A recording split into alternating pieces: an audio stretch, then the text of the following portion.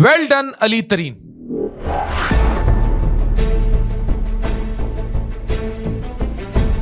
System की गुलामी करो, पैसा भी है तब भी गुलामी करो, जैसे हम कहें वैसे ठीक है, आवाज ना उठाओ, बात ना करो, गुलाम बन जाओ।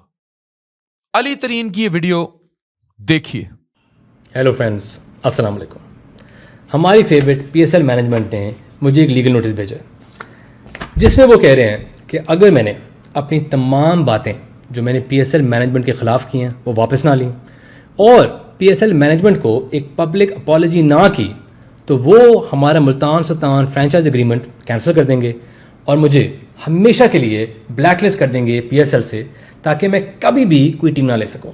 तो अगेन मैं अपोलोजाइज़ करता हूं कि मैंने इतनी ये गलत चीज़ें आप लोगों से रिक्वेस्ट की और गलत चीज़ों पे मैंने तनकीद की। So I hope you like my apology video. With love. Video आपने देख ली, माफी मांगो। माफी मांगने का नोटिस फाड़ के पूरी दुनिया के सामने मुंह पे फेंक दिया, माफी मांग ली।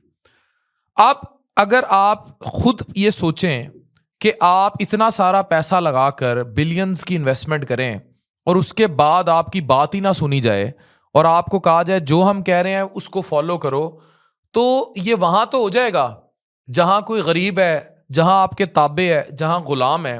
वहां नहीं होगा जहां आपने उनके पैसों में उनको स्टेक होल्डर रखना है लेकिन जूते के नीचे भी रखना है, वहां नहीं होगा। अली तरीन का ताल्लुक लोधरा डिवीजन से है जहां हमने हालिया लिवर ट्रांसप्लांट किया और लिवर ट्रांसप्लांट की ओनरशिप भी मुझे दुख है कि वसेब और ओवरऑल जो जश्न होना चाहिए पहली जिगर पैवंदकारी का, वो उस तरह रिस्पॉन्स नहीं है। लोगों की तरफ से है, पब्लिक की तरफ से, लेकिन जिस इंतजामिया को गोद लेना चाहिए वो नजर नहीं आई। ये अली तरीन ने पीएसएल की टीम मुल्तान सुल्तान के ऑनर होते हुए उस लीगल नोटिस की धज्जियां बिखेरी हैं जो पीसीबी ने भेजा। नोटिस में डिमांड क्या थी? डिमांड ये थी कि जो जो आपने तनकीद की है वो वापस ले लें। लीगल नोटिस था, पीएसएल मैनेजमेंट से पब्लिक अपॉलॉजी करें वरना फ्रेंचाइज एग्रीमेंट टर्मिनेट कर दिया जाएगा और अली तरीन को लाइफ टाइम ब्लैक लिस्ट कर दिया जाएगा। अब उनकी तरफ से मौकिफ ये आता है कि अली तरीन जो बढ़ते हुए रेट्स हैं या चीजें हैं उनको नहीं ये तरीन ग्रुप मानता और हमें दबाने की कोशिश करता है और ऊपर से हम पे तनकीद करता है, तो हम उनको समझाने के लिए ये सारा कुछ करते हैं। ये उनका मौकिफ है।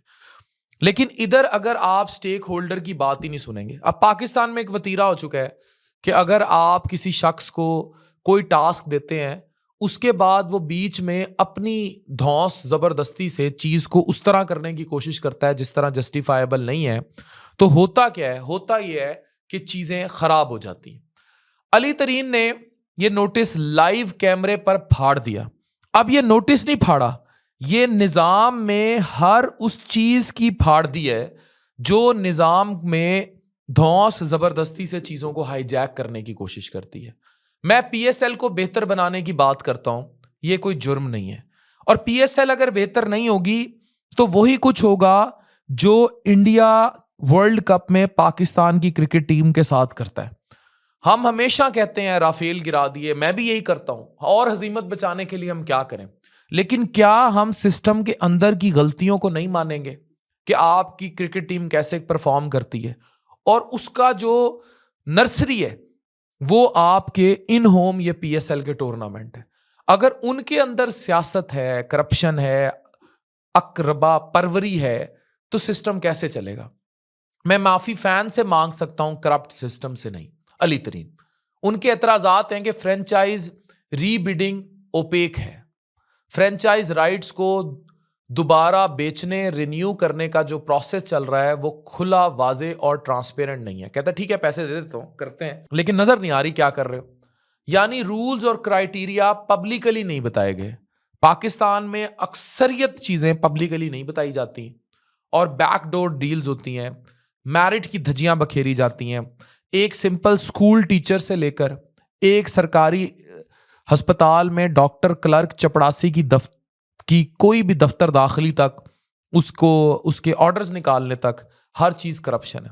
अगर आप सीना फाड़ेंगे तो मैं आपको यह भी बता सकता हूं कि पाकिस्तान में इस टाइम बेसिक हेल्थ यूनिट पे डॉक्टर की अपॉइंटमेंट का रेट क्या चल रहा है। तो ये सारे मामलात हैं। डेडलाइन, वैल्यूएशन, एलिजिबिलिटी क्लियर नहीं है। क्या बेस, कौन रह गया, कौन निकल जाएगा, कोई ट्रांसपेरेंट मैकेनिज्म नहीं है। इसलिए उसने फाड़ के फेंक दिया नोटिस। डिसीजंस क्लोज डोर हो रहे हैं, इंफॉर्मेशन सेलेक्टिव है, न्यू टीम्स एंट्री का प्रोसेस हिडन है, कम्युनिकेशन जीरो है, 1 साल से ट्रांसपेरेंसी से भाग रहे हैं, कंस्ट्रक्टिव क्रिटिसिज्म को क्राइम की तरह ट्रीट करके लीगल नोटिस भेजे जा रहे हैं। जराए के मुताबिक पीसीबी ने वार्निंग दी थी कि अगर अली तरीन चुप ना हुआ तो ब्लैक लिस्ट हो जाएगा, और यह भी कहा कि अगर मेरी हार्श बात से फैंस हर्ट हुए हैं तो सॉरी, मगर जो मैं पीएसएल मैनेजमेंट के बारे में कह रहा हूं वो 100% ठीक है। सिस्टम में फ्लॉ है और मैं ये कहकर गलत नहीं हो जाता। ये सिर्फ क्रिकेट का इशू नहीं है, ओवरऑल सिस्टम का इशू है। और साउथ पंजाब को स्पेशली, ये ऑब्वियसली अभी पहली जिगर की पैवदकारी में मेरा और वहाब डोगर साहब का, जो गंबट को लीड करते हैं, कलीदी किरदार था। मैंने खुद ये फेस किया और कई अरसे से साउथ में रहते हुए मैंने ये फेस किया। साउथ के लोगों को ओनरशिप नहीं है। अब मैं हमेशा इनको कहता हूं कि भाई खुद कुछ बनो। तख्ते लाहौर की सिर्फ महरूमियां नहीं है, तुम्हारी अपनी महरूमियां भी हैं। अपनी महरूमियों में एक चीज तो यह है कि साउथ में यूनिटी नहीं है, दैट्स वेरी क्लियर। यहां के लोगों में यूनिटी नहीं है। दूसरा एक प्रॉब्लम यह भी है कि डिसयूनाइट होने की वजह से आपको दबाया भी जाता है, आपकी चीजों को उस तरह नहीं अप्रिशिएट किया जाता, चाहे वो खित्ते में पहला लिवर ट्रांसप्लांट हो या कुछ भी हो। अब अगर एक शख्स बिलियंस लगाकर एक पसमानदा इलाके में एकेडमी स्ट्रक्चर, क्रिकेट स्ट्रक्चर बना रहा है, तो उसकी बात भी ना सुना जाना, ये सवाल तो बनेगा कि क्यों ऐसा हो रहा है। सीधा सा फार्मूला है, जो सिस्टम में सवाल उठाए तोड़ दो, जो आवाज उठाए जबान दबा दो। ना सपोर्ट करने वाले को सपोर्ट करो, ना ऊपर आने वाले को चलने दो। तो ये क्रिटिसिज्म जो होता है, यानी एक बंदा जब सवाल उठाता है कि भाई ये ठीक नहीं है, उसको बगावत का नाम दे दिया जाता है when it comes to such questions. और एक ऐसा शख्स जिसने पैसा लगा के स्ट्रक्चर बना रहा है, बिलियंस इन्वेस्ट कर रहा है, अगर पीएसएल ग्रो नहीं करेगा, ग्रोथ में ट्रांसपेरेंसी नहीं है, तो आपकी क्रिकेट टीम इंडिया के खिलाफ परफॉर्म कैसे करेगी। अब ये छोटी सी चीजें सारे सिस्टम को समझने की कोशिश करें। जहां बंदा काम करे उसे दबाया जाए, बोले तो जुबान बंद की जाए, और खामोशी से बैकडोर डील्स करके पॉलिसी इंप्लीमेंट कर दी जाए, और फिर बात की जाए कि हम आप बोले तो हम आपको ब्लैक लिस्ट कर देंगे। तो फिर इस तरह के नोटिस कैमरे पर फाड़े ही जाएंगे, और जब ये फाड़े जाएंगे तो आपके पूरे निज़ाम पर सवाल उठेगा, पूरे निज़ाम की ट्रांसपेरेंसी पर सवाल उठेगा। और पूरे निज़ाम की ट्रांसपेरेंसी पर जब सवाल उठेगा तो फिर ये सिर्फ नोटिस नहीं फाड़ा गया, बहुत कुछ फाड़ दिया गया। ये चीज़ें समझने की कोशिश करें कि हमने मिलकर सिस्टम को ठीक करना है। इफ समवन हैज़ रिजर्वेशंस, वो कहता है मुझे बुलाया ही नहीं, मुझे बुलाते हैं, मुझसे बैठ के बात करते, कोई मेरे से चीज होती तो फिर चीजें और थी। यहां बुलाया किसे जाता है। Thank you very much.